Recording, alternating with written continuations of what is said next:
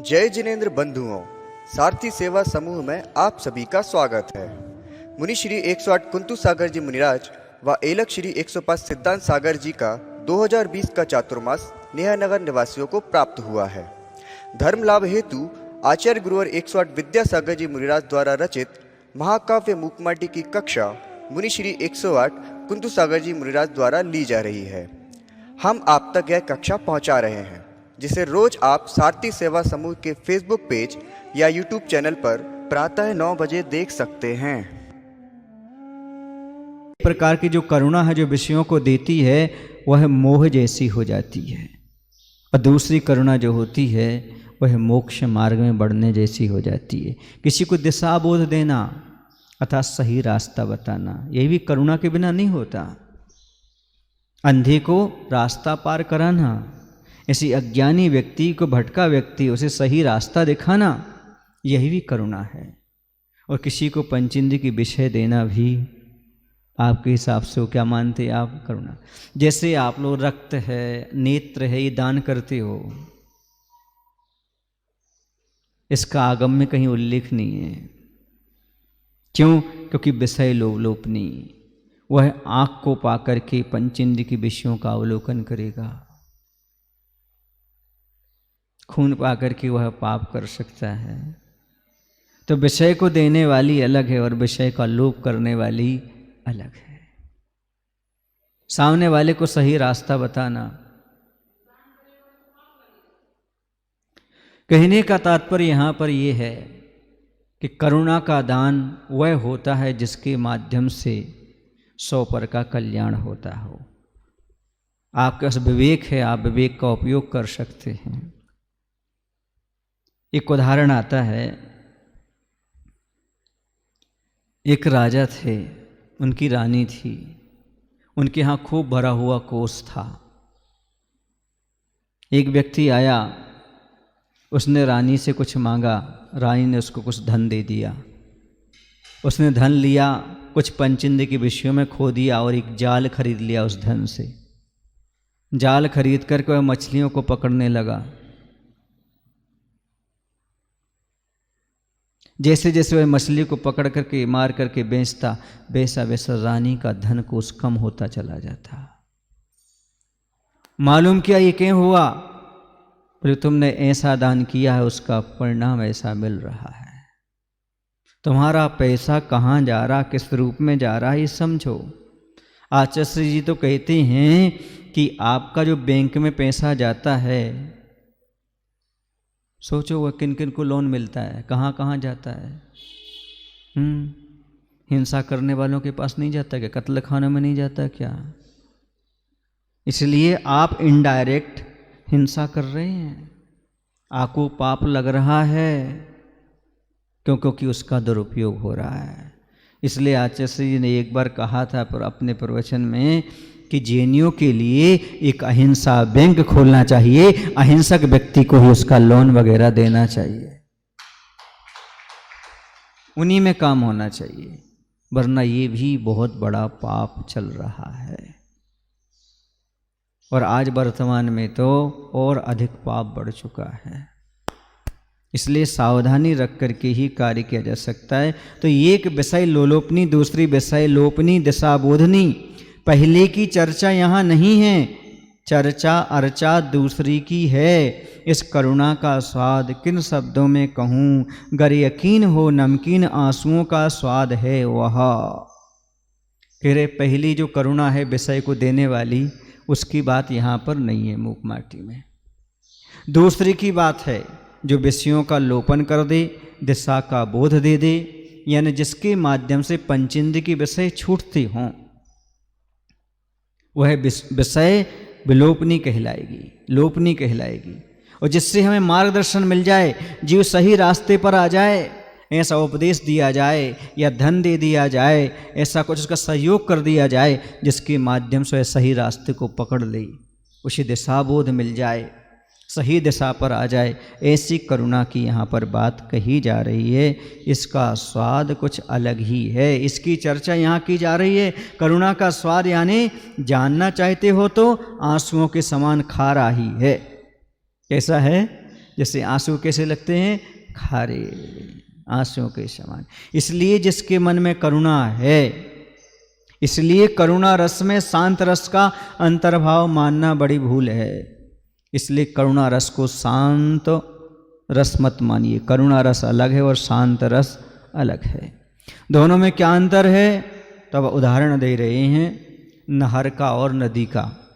उछलती हुई उपयोग की परिणति वह करुणा है नहर की भांति, और उजली सी उपयोग की परिणति वह शांत रस है नदी की भांति। नहर खेत में जाती है, दाह को मिटाकर सुख पाती है, और नदी सागर को जाती है, राह को मिटाकर सुख पाती है। पहला उदाहरण, करुणा नहर की भांति है और शांत रस सरिता अर्थात नदी की भांति है। सीधी बात है, एक की एक सीमा है और एक की सीमा कहीं नहीं, सागर तक पहुंच जाती है। एक थोड़ा सा काम कर लेती है, दूसरे से पूर्ण काम सिद्ध होता है। दोनों में अंतर है। करुणा रस और शांत रस को एक मत समझना। करुणा और शांत परिणाम में अंतर है। एक नहर है तो दूसरी नदी के समान है। यहाँ पर शिल्पी कहता है दोनों में बहुत अंतर। उछलती हुई नहर के समान करुणावान की मनोदशा होती है, जो खेत में पहुँचती, फसल की प्यास बुझाती, कुछ समय में बंद हो सूख जाती, किंतु बहने की मार्ग को छोड़ मंजिल सागर को प्राप्त कर सुख पाने वाली सरिता के उज्ज्वल जल के समान शांत रस के धारक की मनोदशा होती है। कहने का तात्पर्य है, जितना नहर और नदी में अंतर होता है उतना ही करुणा में और शांत रस में अंतर हुआ करता है। एक मंजिल तक पहुंचाता है और एक मंजिल के पहले ही सूख जाता। करुणा मात्र मोक्ष मार्ग में है, प्राथमिक दशा में करुणा है, बाद में तो शांत रहना है, आत्मा का ही ध्यान करना है। और सही बात तो ये है, आत्मा का ध्यान करने के लिए ही मोक्ष मार्ग हुआ करता है। और आजकल तो व्यक्ति करुणा ऐसे करते हैं, कष्ट भी बोई देते हैं और करुणा भी वही कर देते हैं। तुम्हारी पीड़ा और करुणा को कोई जवाब नहीं, तुम मलहम वहाँ लगाते जहाँ घाव ही नहीं।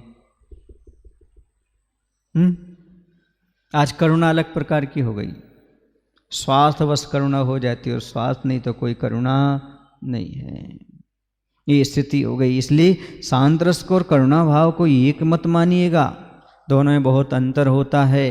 नदी थोड़ा सा प्यास बुझा करके सूख जाती है, खेत तक जाती है, फसल को देती है और वहीं कहीं समाप्त हो जाती है। लेकिन सरिता सब खेतों की प्यास भी बुझाती, लोगों के लिए प्यास भी बुझाती और अंत में जाकर कहाँ पहुँच जाती? सागर तक। अर्थात करुणा मार्ग तक रहती है और शांत रस यानी ध्यान, शुद्ध उपयोग, आत्मा की परिणति, वह हमें सिद्ध अवस्था तक पहुँचाने वाली हुआ करती है। विषय को और विशद करना चाहूँगा। धूल में पड़ते ही जल दलदल में बदल जाता है, किंतु हिम की डली वो धूली में पड़ी भी हो, बदलाहट संभव नहीं उसमें, ग्रहण भाव का अभाव है उसमें। और जल को अनल का योग मिलते ही उसकी शीतलता मिटती है और वह जलता है, औरों को जलाता भी, परंतु हिम की डली को अनल पर रखने पर भी उसकी शीतलता मिटती नहीं है और वह जलती नहीं, न जलाती औरों को। लगभग यही स्थिति करुणा और शांत रस की। अब दूसरा एग्जाम्पल दे रहे हैं। पहला एग्जाम्पल दिया नदी का और नहर का। नहर करुणा है और नदी के समान शांत रस है। अब कह रहे हैं जितना अंतर पानी और बर्फ में है उतना ही अंतर करुणा और शांत रस में है। अर्थात जहाँ बहाव होता है वह पानी है और जहाँ पर ठहराव होता है वहाँ पर शांत रस है। व्यवहार में जाते हैं तो करुणा और जब निश्चय में आते हैं, स्थिर होते हैं तो शांत रस। व्यवहार में और निश्चय में जितना अंतर है उतना ही यहाँ पर अंतर ले लेना। ये बहाव के साथ है। यदि वह पानी की बूंद दलदल में मतलब धूल में जाएगी तो दलदल बन जाएगी, लेकिन बर्फ गिरेगा तो धूल को स्पर्श नहीं करेगा। दूसरी बात है, पानी आग में जाएगा तो जल जाएगा, लेकिन बर्फ तो गर्म होता ही नहीं, जलेगा ही नहीं। जलेगा तो पानी बन जाएगा, ये प्रभावित नहीं होता। करुणा दूसरों से प्रभावित हो सकती है, लेकिन शांत रस कभी किसी से प्रभावित तो नहीं होता। उसकी शीतलता कभी नहीं मिटती। पानी गर्म होकर जला देता है, लेकिन बर्फ कभी जलाने का काम नहीं करता। इस बात को समझो। करुणा तरल है, बहती है, पर से प्रभावित होती झट सी। शांत रस किसी बहाव में बहता नहीं कभी। जमाना पलटने पर भी जमा रहता है अपने स्थान पर। दुनिया बदल जाए, पलट जाए जमाना, फिर भी जमा जमाया बर्फ पलटने वाला नहीं है, उसमें बहाव नहीं। इससे यह भी ध्वनि निकलती है कि करुणा में वात्सल्य का मिश्रण संभव नहीं, और वात्सल्य को हम पोल नहीं कह सकते, ना ही कपोल कल्पित। अब कुछ लोग कहते हैं करुणा और वात्सल्य एक है। अब वात्सल्य रस आ रहा है, तो करुणा और शांत रस एक नहीं है, करुणा और वात्सल्य भी एक नहीं है, इनमें अंतर है। कल की बात थोड़ी सी अपन स्पष्ट कर लें। कल कहा जा रहा था सक्रिय सम्यक दर्शन, अर्थात अनुकंपा दया के साथ हो। और दूसरी बात ये भी कही थी कि बाहर आना पड़ता है, करुणा करने के लिए आत्मा से बाहर आना पड़ता है।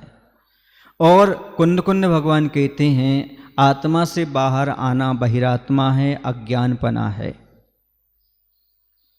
तो प्रश्न ये उठता है, छह ढाला में बहिरात्मा की व्याख्या की गई।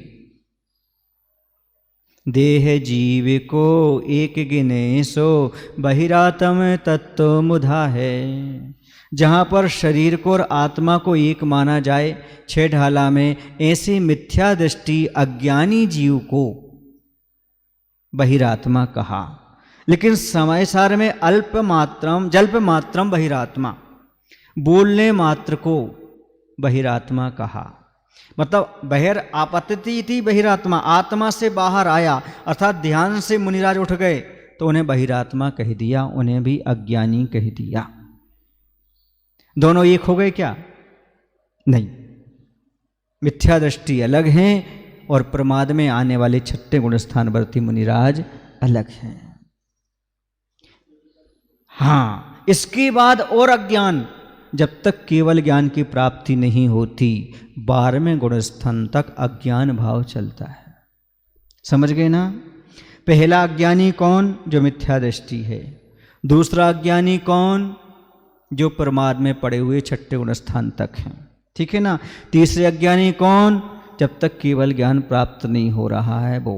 अब तीनों अज्ञानी को एक कहें क्या? नहीं, बस यही समझना है। आज वर्तमान में समय सार का स्वाध्याय करने वाले मुनि महाराज उपदेश दे रहे हैं, महाराज चल रहे, बोल रहे, ये अज्ञानी हो गए, मिथ्या दृष्टि हो गए, ऐसा प्रवचन में कहने लगते हैं। ऐसा अज्ञानी नहीं कहा। वो अज्ञानी इसकी अपेक्षा है कि अभी वो ध्यान में नहीं है। फिर तो 10वें गुणस्थान 11वें गुणस्थान में भी उन्हें भी अज्ञानी कहा। क्यों? क्योंकि केवल ज्ञान का अभाव, केवल ज्ञान के अभाव में होने वाले अज्ञानी अलग हैं। शुद्ध उपयोग ध्यान में नहीं जा रहा है, ऐसे अज्ञानी अलग हैं। और जिन्हें सम्यक दर्शन ही नहीं हो रहा है, ऐसे अज्ञानी अलग हैं। तीनों को एक नहीं कहा जा सकता। जो तीनों को एक मान करके चल रहे हैं वह अभी आगम को नहीं जानते, आचार्यों के भावों को नहीं समझते।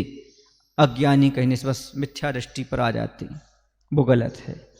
अज्ञान का अर्थ मात्र मिथ्यात्व ही नहीं होता, केवल ज्ञान के अभाव में भी अज्ञान होता है। और आत्मा का ध्यान नहीं हो रहा, इसलिए भी अज्ञानीपना बना हुआ है। अपेक्षा तो समय सार की अपेक्षा अलग है, और छह ढाला की अपेक्षा अलग है, साप काचार की अपेक्षा अलग है, और उच्च कोटि के और ग्रंथों की अपेक्षा अलग है। जब हम करुणानुयोग की ओर चलते हैं तो भावों में जब अज्ञान भाव आता है तो वो अज्ञान भाव अलग है। समझ गए ना?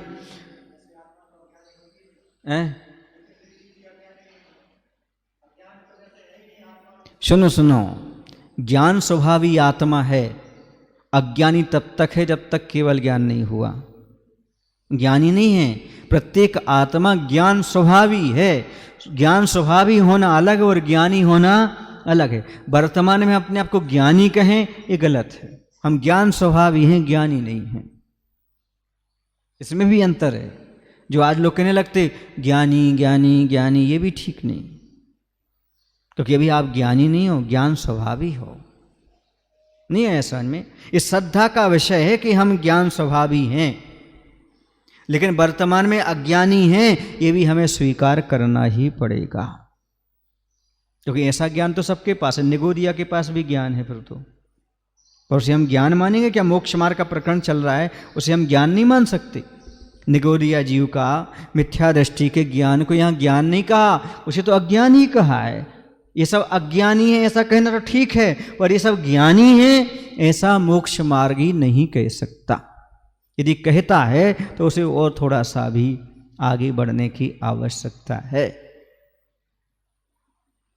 कौन अपना हित अहित नहीं करता? चींटी है, वो जा रही है, यहां पर पानी भरा, वो लौट आती कि नहीं लौट आती, तो उसे अज्ञानी कहेंगे क्या? वो भी ज्ञानी है। और एक व्यक्ति जो 5 पापों की ओर जा रहा है, इससे हमारा अहित है, वो लौट आता है, वो भी ज्ञानी है। दोनों ज्ञानी एक हो गए क्या?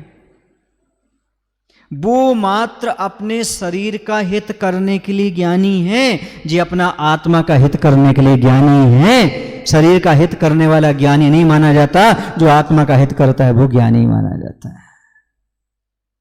सबको अपना अपना अनुभव है। कौन जीव है जो अपना अनुभव नहीं करता? तो सब सम्यक दृष्टि हो जाए फिर? नहीं, कौन किस रूप में अनुभव करता है, कौन किस रूप में अपने पर भरोसा रखता, श्रद्धा करता, उस पर सम्यक दर्शन और मिथ्या दर्शन का विभाजन होता है।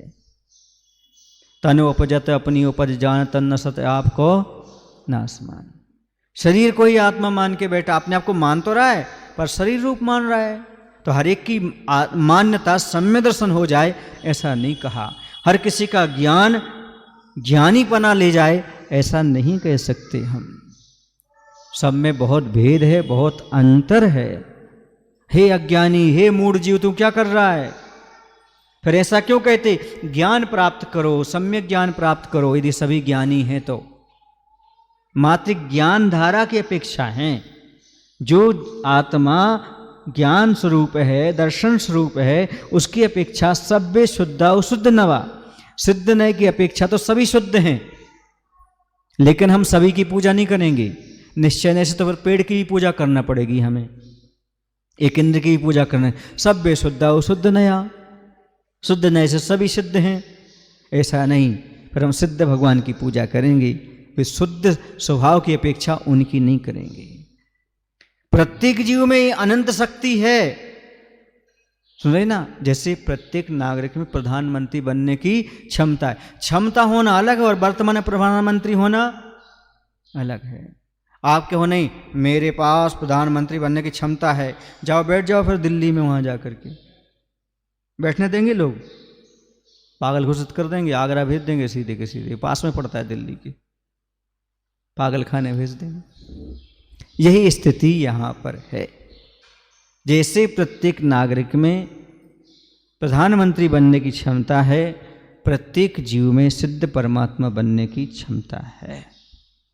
लेकिन प्रकट करना पड़ेगा, इलेक्शन लड़ना पड़ेगा, सिलेक्शन होगा, फिर जाकर के कहीं वर्षों तक ये सब करने के बाद वह प्रधानमंत्री बनता है। इसी प्रकार से यहाँ पर कहा बहिरात्मा कई प्रकार के और अज्ञानी 3 प्रकार के हमने आपको बता दिए हैं, उसे समझने का प्रयास करिएगा। तो यहाँ पर करुणा करने वाले को भी समय सार में अज्ञानी कह दिया। किसे कह दिया?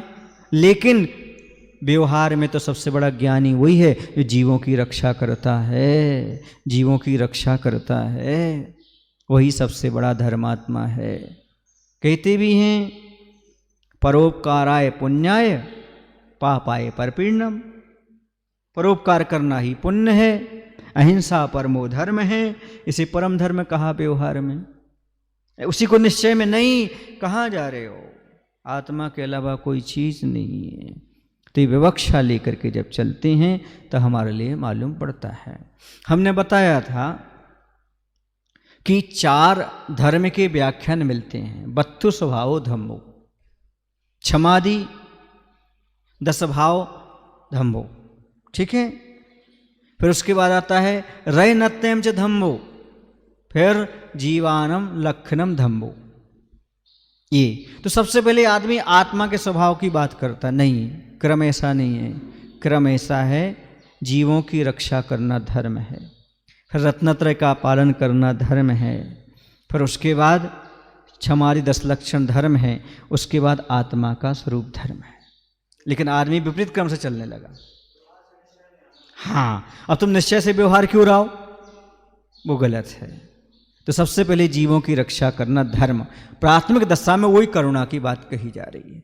लेकिन जब हम वस्तु के स्वरूप के यहाँ पहुंच जाएंगे फिर करुणा नहीं करना, फिर तो लीन आत्मा में वो, समझ गए, वो स्थिति अलग है। ध्यान के समय उपदेश देने की आवश्यकता नहीं, ध्यान के समय करुणा पालने की आवश्यकता नहीं। अब आप ध्यान में हो, सामने क्या हो रहा है कुछ नहीं देखना, अब आपको आंख बंद कर लो, सामने मकड़ी है कि मच्छर है कि छिपकली है कि कौन किसको मार रहा कौन बचा रहा, अब ध्यान की स्थिति में कुछ नहीं। ये सब व्यवहार की बात है कि हमें जीवों की रक्षा करना, लेकिन जो आत्मा में ध्यान में पहुंच गए अभी विकल्प सब समाप्त। ऐसे सामयिक के समय कोई आ जाए कोई चला जाए कोई विकल्प नहीं, अब नहीं वो उनको दया करो, उन पर करुणा करो, वो फलाने आए ढेकाने आए, आने दो। अब कब बात होगी उनसे, सामयिक के उपरांत, समझ गई ना। हाँ, साइड बिजनेस तब काम करता है जब मेन बिजनेस हो, वो उसकी तो जड़ ही है। फल फूल कब आएंगे, जब जड़ होगा, जड़ ही काट दोगे तो फल फूल कहाँ से आएंगे, तुम्हारे मूल गुण ही नष्ट हो जाएंगे। मूल माने जड़, तो मूल गुण ही नहीं है तो अन्य गुण क्या करेंगे, कुछ काम नहीं कर सकते, है ही नहीं आपके पास वो गुण। हम मानेंगे ही नहीं अन्य गुण तुम्हारे पास है, क्योंकि मूल गुण ही नहीं है तो अन्य गुण तो संभव है ही नहीं। इसलिए आवश्यकों का पहला कर्तव्य है हमारा आवश्यकों को पूर्ण करना। तो यहां पर कह रहे हैं कि वात्सल्य को और करुणा को भी एक मत मानो, वात्सल्य अलग है और करुणा अलग है। महासत्ता माँ के गोल गोल कपोल तल पर पुलकित होता है यह वात्सल्य, करुणा सम वात्सल्य भी दैत्य भोजी तो होता है पर ममता समेत मौजी होता है। इसमें बाहरी आदान प्रदान की प्रमुखता रहती है, भीतरी उपादान गौण होता है। यही कारण है इसमें अद्वैत मौन होता है। अब यहाँ पर वात्सल्य की और करुणा की बात चल रही है, तो दोनों में बहुत अंतर बता रहे हैं। कुछ लोग करुणा को ही वात्सल्य मान लेते हैं, करुणा में वात्सल्य भाव का भी मिश्रण संभव नहीं, किंतु वात्सल्य को हम खाली कल्पना या खोखला नहीं कह सकते, कारण वात्सल्य विशाल हृदय वाली माँ के सुडोल गालों पर खिलता है, देखने को मिलता है। करुणा के समान ही इसमें दो की आवश्यकता होती है, वात्सल्य देता है तो कोई और वात्सल्य लेता है दूसरा। इस कारण अद्वैत एकमात्र यहाँ उपस्थित नहीं रहता, अकेलेपन में इसका व्यक्तिकरण प्रकट नहीं होता। जैसे करुणा में दो की आवश्यकता पड़ती है, वैसे वात्सल्य में भी दो की आवश्यकता पड़ती है। जिस पर करुणा की जा रही है वो और जो करुणा कर रहा है वो, तो दो हो जाएंगे। वैसे ही यहाँ पर वात्सल्य में भी दो की आवश्यकता पड़ती है, जिससे वात्सल्य रखा जा रहा है और जो वात्सल्य रख रहा है। लेकिन शांत रस में अकेले हैं, उसमें किसी की आवश्यकता नहीं है, इसलिए करुणा को भी एक मत मानिएगा। वात्सल्य और करुणा दोनों एक नहीं हो सकते। क्यों? हाँ, ये बात अलग है, दोनों की पर अपेक्षा होती है, अकेला नहीं होता, दो में ही करुणा होती है और दो में ही वात्सल्य होता है, ये जरूर है। लेकिन दोनों एक हैं ऐसा आप नहीं कह सकते। वात्सल्य का अर्थ क्या होता है? सहधर्मी सम आचार विचारों पर ही इसका प्रयोग होता है, इसकी अभिव्यक्ति मृदु मुस्कान के बिना संभव ही नहीं।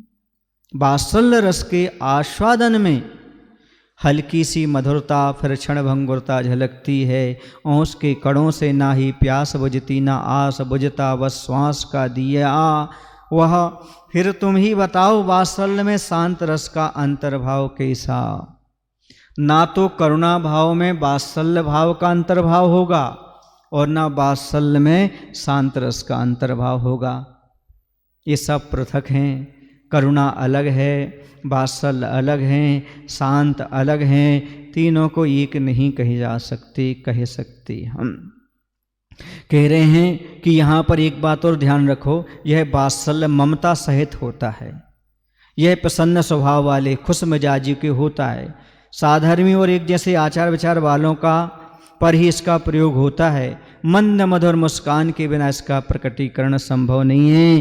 किंतु इतना भी निश्चित है कि कुछ क्षण मधुर मुस्कान के बाद वह नष्ट भी हो जाता है। वात्सल्य ओस के कणों के समान है, जिसमें ना ही प्यास बुझती है और ना ही इच्छा।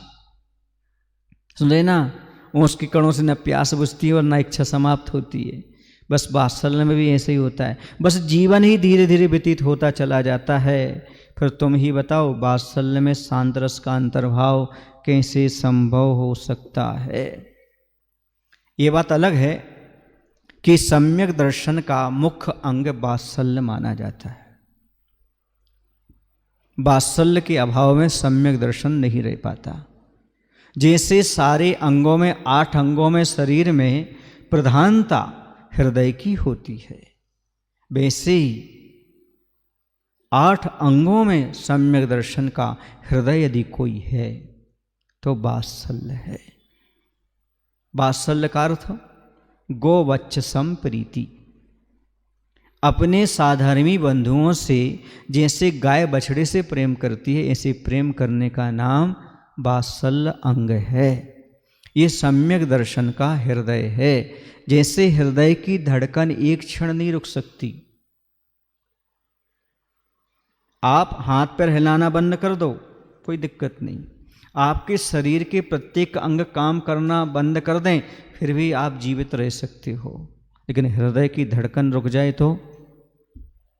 इसी प्रकार अन्य अंग इतने अनिवार्य नहीं है तो अनिवार्य, लेकिन सबसे मुख्य अनिवार्य है हृदय। उसका नाम है वात्सल्य। और आज समाज में सबसे ज्यादा कमी आ रही है तो वात्सल्य की। छोटी छोटी बातों लेकर सल्य तो पैदा कर लेते हो, बात बात में सल्य पैदा करते हो, पर वात्सल्य पैदा नहीं करते हो। वात्सल्य किससे होता है? साधर्मी बंधुओं से होता है। साधर्मी जिनका धर्म एक हो। सावक सावक से, साधु साधु से। तो सावक और श्रावक से ऐसा प्रेम करे जैसे गाय बछड़े से प्रेम करती है। निस्वार्थ प्रेम। पिता पुत्र का प्रेम नहीं कहा, क्योंकि स्वार्थ रहता है।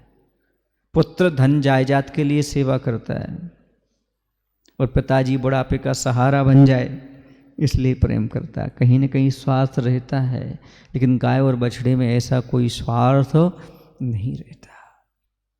तो वात्सल्य जो होता है वो स्वार्थ से रहित होता है।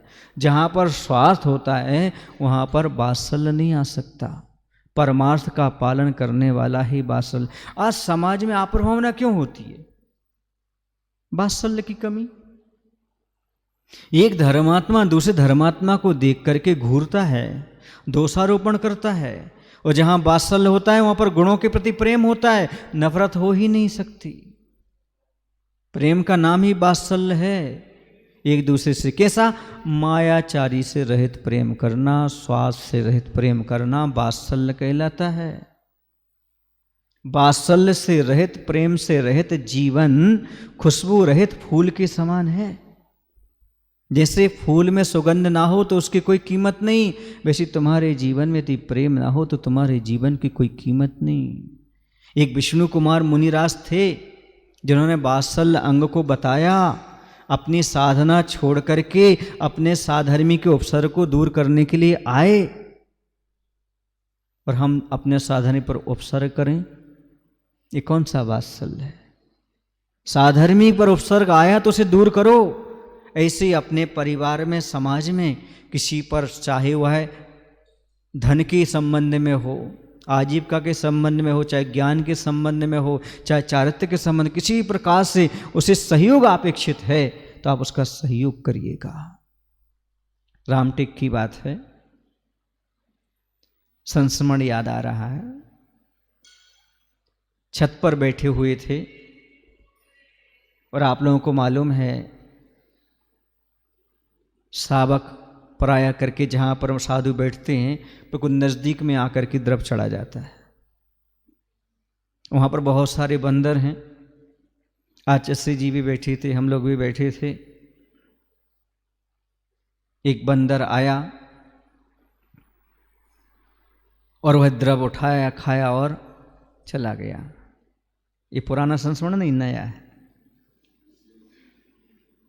और एक छोटा सा बंदर का बच्चा था, वह भी मां से बिछुड़ करके आगे बढ़ करके द्रव के लिए आने लगा।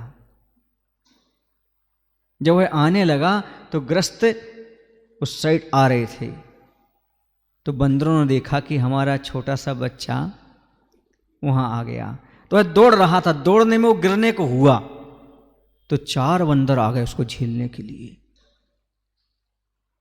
यह देख करके आचार्य जी ने बहुत अच्छी बात कही, ये मातृत्व भाव है, ये माँ की ममता है, ये माँ का भाव, मातृत्व भाव मनुष्यों में ही नहीं त्रियंचों में ही बढ़ चढ़ करके हुआ करता है। वैसा उसे बचाने चले गए। एक बात तो आचार्य ने ये कही, दूसरी और अच्छी कही। वह ग्रस्त जीवन की बात हो गई, लेकिन मोक्ष मार्ग की साधर्मियों की कही। कह रहे हैं जैसे एक बंदर गिर रहा है तो 4 उसे संभालने आ रहे हैं, वैसे ही धर्मात्माओं को करना चाहिए। यदि एक किसी प्रकार से व्यक्ति असहाय हो रहा है तो 4 लोगों को उससे जाकर के उठाना चाहिए, 4 लोगों को उसकी व्यवस्था करना चाहिए। तन से, मन से, धन से साधर्मी की व्यवस्था करना चाहिए। ये वात्सल्य गुण, एक मातृत्व गुण, दूसरा वात्सल्य गुण की शिक्षा आचार्य जी एक छोटे से प्रसंग से दे रहे हैं। आप और हम होते प्रसंग को देख करके छोड़ देते हैं, अपन कभी कि ऐसा चिंतन भी नहीं कर पाते, उन बंदरों से शिक्षा भी नहीं ले पाते। बोलो ना। और हमने एक नई शिक्षा ली, आचार्य की शिक्षा हमने रख दी, एक नया मेरा चिंतन चला। और मैंने बंदरों से कहा, मैं बोल लेता हूँ, पूछ लेता हूँ प्रकृति से। मैंने बंदरों से पूछा, बंदर तुम लोग आपस में इतना क्यों लड़ते हो? जब देखो जब आपस में लड़ते ही दिखाई देते हो। हाँ, तो बोले हम आप लोगों से अच्छे हैं, हम मनुष्यों से अच्छे हैं। बोले क्यों?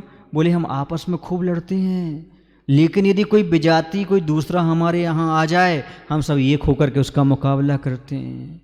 और आप लोग आपस में खूब खाते पीते मिलते हो, लेकिन जब किसी पर आपत्ति आ जाए सब किनारे काट जाते हो। तुम लोगों से हम अच्छे हैं। किसने कहा डॉक्टर साहब? बंदर ने कहा। मैंने कहा बारे नर बानर, नर से भी ऊपर कौन निकल गया? इसे उसका क्या नाम हो गया? बानर। मैंने सोचा बानर से कुछ कहूं, पर कह नहीं पाया, क्योंकि नरों में मेरा भी नंबर आता है।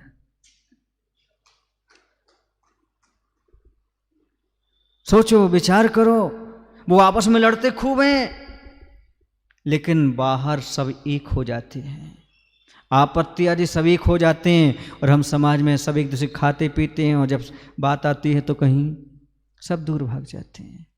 ये बंदर बहुत बड़ी शिक्षा देता है, इसलिए प्रकृति ने उसका नाम बानर, मनुष्यों से भी श्रेष्ठ हो गया वो, इसलिए वह बानर हो गया। और बानर वंशियों ने ही रामचंद्र जी की पूरी सहायता की थी। सोचो, विचार करो, वर्तमान में बंदरों से शिक्षा लो कि हमें बंदर नहीं बनना, हमें मंदिर में आकर के कम से कम बंदर बनना है। बाहर तो खूब बने हो तुम, अंदर बनो। एकता सिखा गए वो बंदर हमें, कितनी बड़ी एकता का पाठ पढ़ा गए। हम आपस में कितने भी लड़ भड़ लें, लेकिन कोई की मजाल है?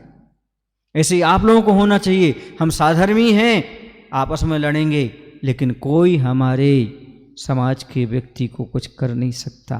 किसकी मजाल है जो उसके ऊपर आक्षेप लगा दे? ये अपने प्रति, अपनों के प्रति ऐसा भाव आता है क्या? वात्सल्य रख पाते हैं क्या? नहीं। हम अन्य जगह तो चुप हो जाते, यदि अपने जैन समाज का कोई कुछ कहे तो लड़ने तैयार हो जाते हैं। पर बंदरों के साथ कुछ अलग है बंधु। आप शिक्षा लीजिएगा, आपस में प्रेम और वात्सल्य को अपना लीजिएगा। हर कोई वात्सल्य और प्रेम को अपना नहीं सकता। वात्सल्य किसे कहते हैं?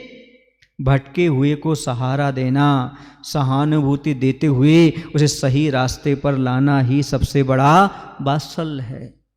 मैं तो कहता हूं कोई अपने जैन समाज का हो, शराब पीता हो, उसे ऐसा प्रेम वात्सल्य दो ताकि उसमें अपने आप परिवर्तन आ जाए, वो शराब को छोड़ दे।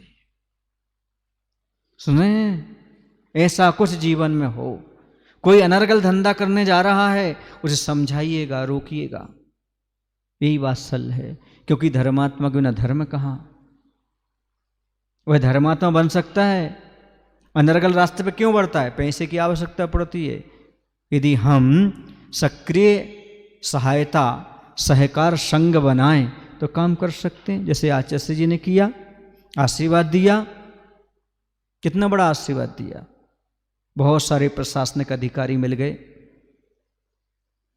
डॉक्टर रेखा, नीलम और बहुत सारे सहयोगी लोग मिल गए जिन्होंने हथकरघा में सहयोग दिया। और आज उन अपराधियों के प्रति करुणा की, वात्सल्य अपनाया और उन लोगों की आजीविका का साधन जेल में भी जुटा दिया। यह सक्रिय सम्यक दर्शन, यह है वात्सल्य। बाकी तो सब पुस्तकों में लिखा हुआ है, पढ़ लेना, लेकिन जीवन में अमल में कब आएगा? तो आचार्य यही कह रहे हैं हमारे लिए कि समझो, वात्सल्य अपने आप में अलग चीज है तो बाहरी, है तो व्यवहार, लेकिन व्यवहार के बिना निश्चय तक नहीं पहुंचा जा सकता। यदि आप साधर्मी से प्रेम नहीं कर सकते तो आत्मा का ध्यान कैसे करोगे? क्योंकि आत्मा उसके अंदर भी है, आत्मा तुम्हारे अंदर भी है। जब सब प्राणियों की आत्मा को अपने समान समझोगे तभी तो करुणा आएगी, तभी तो वात्सल्य आएगा। आत्मा के अस्तित्व को तो समझो, आत्मा का भान तो करो। तो ऐसा थोड़ी कहा कि अपनी आत्मा का अकेला भान करो, नहीं, संसार में बहुत सारी आत्माएं, सब आत्माओं को समझो। जैसे हमें पीड़ा होती है वैसे सामने वाले को ही पीड़ा होती होगी, और दूसरे की पीड़ा को दूर करना यही तो धर्म है, यही तो हमारा व्यवहार है। एक जगह तो लिखा हुआ है व्यवहार धर्म किसे कहते हैं, तो लिखा है जो व्यवहार आपको पसंद नहीं है वो व्यवहार दूसरे के साथ ना करें, इसी का नाम व्यवहार धर्म है। यही व्यवहार धर्म है। आप नहीं चाहते हमें कोई गाली दे, आप भी किसी को गाली मत दीजिए। आप चाहते हैं कोई हमारी निंदा ना करे, आप भी किसी की निंदा मत करिएगा। आप चाहते हैं सामने वाला रिस्पेक्ट दे, सम्मान दे, आप भी सम्मान दीजिएगा। आप चाहते सामने वाला देखकर मुस्कुरा दे, आप भी मुस्कुरा दीजिएगा। बस ऐसा काम कभी मत करो जो आपको पसंद नहीं है। बताओ कितने लोग हैं जो ये चाहते हैं कि गाली अच्छी चीज है, ये बोलते हैं। कितने लोग हैं, निंदा करना अच्छी चीज है, बोलो ना, निंदा अच्छी चीज है ना, गाली, मारना पीटना अच्छी चीज नहीं है। अरे फिर कोई पिटता तो क्यों बोलते आज तो अच्छा पिटा वो, आज तो हमने 17 सुनाई, अच्छी सुना के आए हम। उसने एक सुनाई थी, हम कितनी सुना के आए? अच्छी सुना के आए। आपने कहा हम बुरी सुना के आए, गाली दे के आए, और क्या करे, अच्छी सुना करके आए। फिर ये समीकरण कैसे बन गया? निंदा यदि बुरी है, ये आपको श्रद्धान है, तो चाहे सामने वाला आपकी करे चाहे आप सामने वाले की करो, बुरी ही होना चाहिए। पर सामने वाला करता है तो बुरी, और हम करते तो हम तो हकीकत कह रहे हैं। ये समीकरण कब तक चलेगा? ये धारणा कब तक चलेगी? इसलिए कह रहे हैं जिससे आत्मा का भान है वो दूसरे को दुख पहुंचा ही नहीं सकता, हमेशा दूसरे के प्रति वात्सल्य और प्रेम ही अपनाएगा। हृदय का ऑपरेशन करना बहुत खतरनाक है, ऐसे ही वात्सल्य अंग को जीवन में धारण करना बहुत खतरा। कैसे आप वात्सल्य अपनाओगे, कैसे प्रेम अपनाओगे? आज तो वर्तमान में प्रेम का फ्रेम दिखता है, प्रेम नहीं दिखता आज। दिखावा मात्र प्रेम हो गया, स्वार्थ पड़ा सो प्रेम हो गया, स्वार्थ गया तो ज्यों के त्यों। ये क्या प्रेम है? धर्म और धर्मात्माओं से प्रेम करना आसान नहीं है। स्वार्थ छोड़े बिना धर्म और धर्मात्मा से प्रेम हो ही नहीं सकता। उस स्वार्थी व्यक्ति कभी वात्सल्य अपना नहीं सकता। जिसे गुणों के प्रति बहुमान हो वही वात्सल्य रख सकता है। जो गुणों के प्रति बहुमान नहीं रखता, वैयावृत्ति है, वात्सल्य, ये गुणों के प्रति बहुमान आए बिना हो ही नहीं सकती। वैयावृत्ति वही कर सकता है जिसे गुणों के प्रति प्रेम हो। वात्सल्य वही रख सकता है जिसे गुणों के प्रति प्रेम हो। यदि गुणों से प्रेम नहीं तो संभव ही नहीं है। डॉक्टर को जैसे पैसे से प्रेम होता है तो वो सब करता है, ऐसे ही आपको गुणों से प्रेम हो जाए तो आप सब करने के लिए तैयार हो जाओ। पर आपको शरीर ना दिखे, सामने वाला ना दिखे, गिलानी ना आए। जैसे बच्चे के प्रति राग रहता है सो माँ को गिलानी नहीं आती, सब साफ सफाई करती रहती है। वैसे यदि आपको धर्म और धर्मात्मा में प्रेम जाग जाए उनके गुणों के प्रति तो आपको कोई गिलानी नहीं आएगी। बीच में कोई भी बाधा उपचन करे ध्यान नहीं देंगे आप। कोई रोके टोके बुरा भला कहे निंदा करे आप ध्यान ही नहीं देंगे। क्यों? क्योंकि आपको गुण दिख रहे हैं धर्मात्मा में, और हम उन धर्मात्मा के गुणों को पाने के लिए उनकी उपासना करने के लिए तैयार हैं। अपने आप वैयावृत्ति के भाव जाग जाएंगे यदि गुणों के प्रति प्रेम हो। कुछ लोग कहते हैं हमें प्रेम तो बहुत है पर समय नहीं मिलता। ध्यान रखो बंधुओं, आप दुनिया को कुछ देव या ना देव, जिसको प्रेम रहता है उसे समय भी अपने आप देते हो, पैसा भी देते हो, सेवा भी करते हो। बोलो ना। हाँ, जहाँ प्रेम है वहाँ दिए बिना तुम रह ही नहीं सकते, इतना तो हम भी जानते हैं।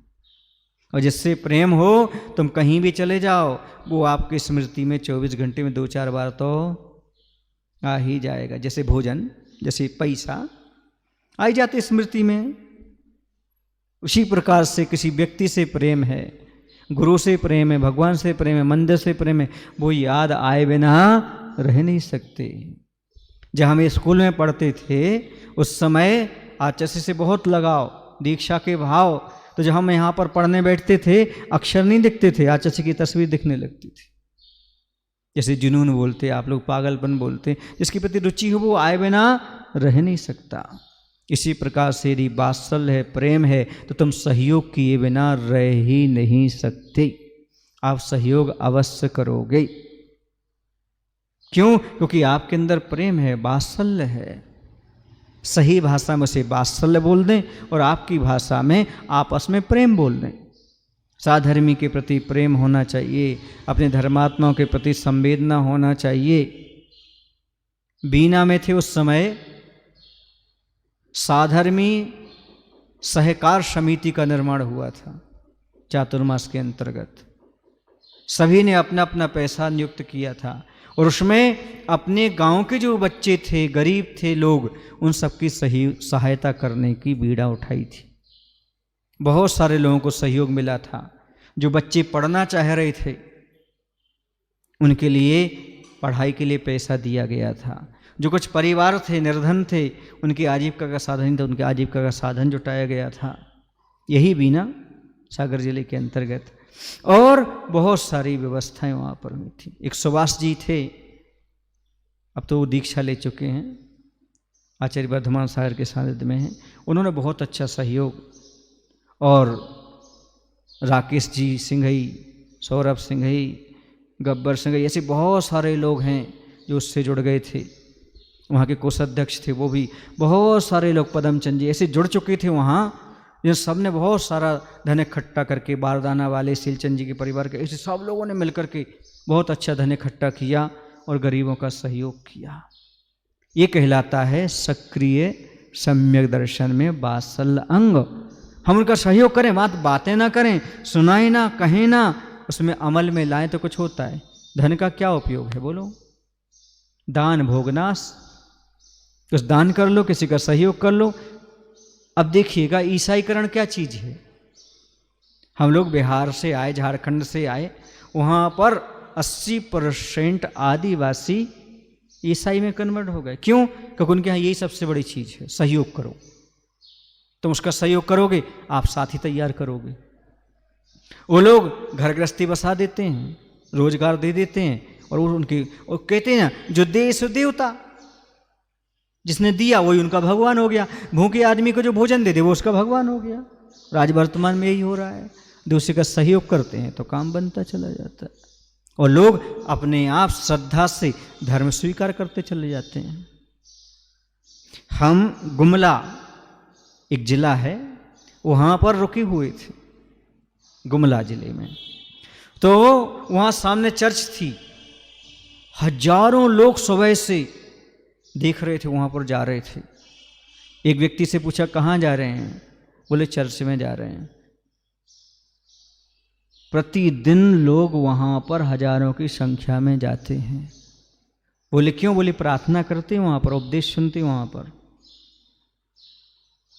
बस आधा घंटा रहना पड़ता है, बाकी बाद में सबको नाश्ता मिलता है। नाश्ता के लिए प्रार्थना करने जा रहे हैं, और प्रार्थना करते करते करते वहीं हो जाते हैं, स्वीकार कर लेते उस चीज़ के लिए। तो ये नाश्ता कहाँ से आया? किसी ने तो पैसा खर्च किया होगा ना, किसी ने तो सहयोग दिया होगा ना। तो ऐसी जो चीज़ें होती हैं वो आदमी के लिए तन मन धन दे करके कहीं ना कहीं से उन्हें जोड़ा जाता है धर्म से। एक मान लो गरीब व्यक्ति है, रोज कमाता खाता, वो क्या पूजन करने आएगा? वो क्या बत्ती करने आएगा? वो क्या प्रवचन सुनने आएगा? क्योंकि उसे अभी सुबह से कहाँ निकल जाना, रोटी कमाने के लिए। यदि समाज मिलकर उसका सहयोग करती है, छोटा सा धंधा करा देती है, तो बस उसका आजीविका का साधन हो गया। समय निकाल के पूजन भी कर सकता है, भक्ति भी कर सकता है। ये सब कार्य वर्तमान में कर सकते हैं। आचार्य जी ने तो बड़ी अनुकंपा की, गौशालाओं को आशीर्वाद दिया, उसके माध्यम से त्रियंचों पर उपकार हो रहा है। प्रतिभा स्थली को आशीर्वाद दिया, बहुत सारी बच्चियाँ धर्म की शिक्षा वहाँ पर ले रही हैं, अपने जीवन को अच्छा बना रही। हथकरघा के माध्यम से, भागवत तीर्थ अस्पताल के माध्यम से, बहुत सारी ये सब करुणा और वात्सल्य के ही परिणाम हैं। जो सम्यक दृष्टि है वो करुणा को दर्शाए बिना रह ही नहीं सकता। उसकी करुणा बाहर आती ही आती है, वात्सल्य प्रेम बाहर आता ही आता है, ये निश्चित है। इसलिए इन सब की आलोचना करने वाले आलोचना करें, लेकिन धर्म करने वाले धर्म करते हैं। इन सब चीज़ों में सहयोग भी तन मन धन से करते हैं। गृहस्थ भी अपना तन मन धन का सदुपयोग कर रहा है। जैसे साधु हैं वह पूर्ण अहिंसा का पालन करते हैं, पूर्ण दया का पालन करते हैं। अब गृहस्थ जाकर के गुरु से निवेदन करता है, हे गुरु महाराज, हम गृहस्थ तो कपड़े भी पहनते हैं, हम लोग तो साबुन भी उपयोग करते हैं, भोजन पानी भी उपयोग करते, औषधि भी उपयोग सब करते हैं, दवाइयाँ वगैरह, हम अहिंसा का पालन कैसे करें? तो अहिंसा का पालन करने के लिए हथकरघा के लिए आशीर्वाद है, शुद्ध सात्विक वस्त्र पहनो। यदि वस्त्र का त्याग नहीं कर सकते तो ये भी अहिंसा है। पूर्ण आयु के लिए आशीर्वाद दिया ताकि आयुर्वेद की औषधियाँ आपको मिल सकें। पूरी मैत्री के लिए आशीर्वाद दिया ताकि आपके लिए सात्विक सावन आदि सब कुछ प्राप्त हो सकें। ये सब किसके लिए? अहिंसा के लिए तो ही है। और जो अहिंसा के लिए दिया जा रहा है वो धर्म ही है। यह कहीं से किसी प्रकार का दोष नहीं है। जो व्यवहार धर्म नहीं पालना चाहते वो यहाँ वहाँ की बातें लेकर के बैठ जाते हैं। लेकिन अहिंसा परमो धर्मो, दया विशुद्धो धम्मो, ये साक्षात हमारे लिए देखने को मिल रहे हैं।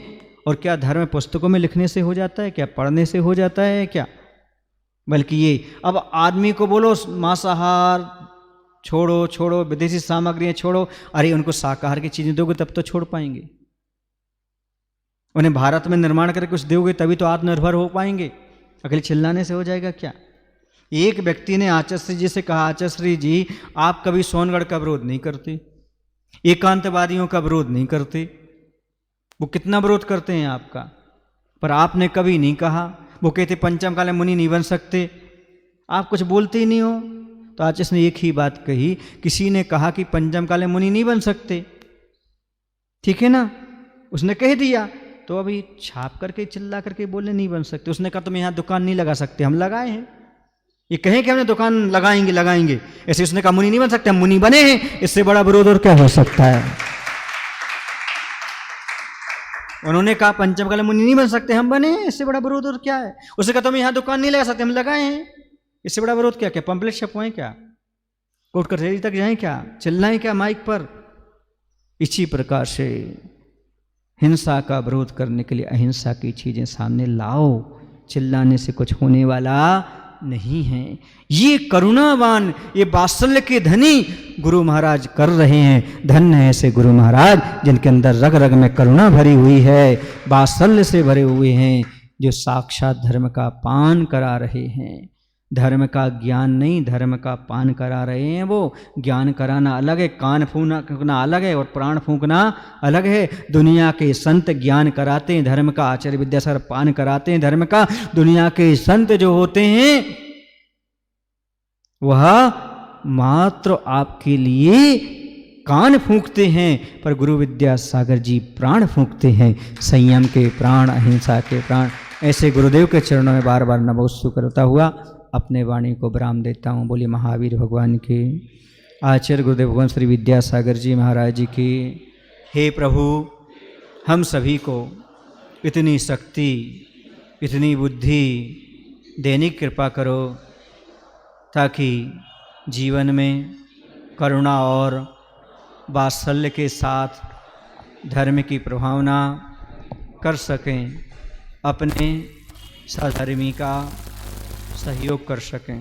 नमोस्तु भगवान। भावों की निर्मल शरिता में अब गाहन करने आया हूँ। मेरा सारा दुख दर्द हरो, यह अर्घ भेंटने आया हूँ। हे तपो मूर्ति, हे आराधक, हे योगीश्वर, हे महाशंत, है अरुण कामना, देख सके युग युग तक आगामी बसंत। ओम रोम आचार्य गुरुदेव विद्यासागर मुनिंद्राय नमः। अर्घ्यं नृपामते।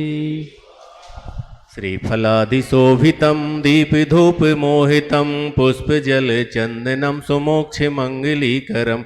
अहो कुन्थुसागरं भवदुःखतारिणम्, आपके चरण नमो सर्व सुख कारणम।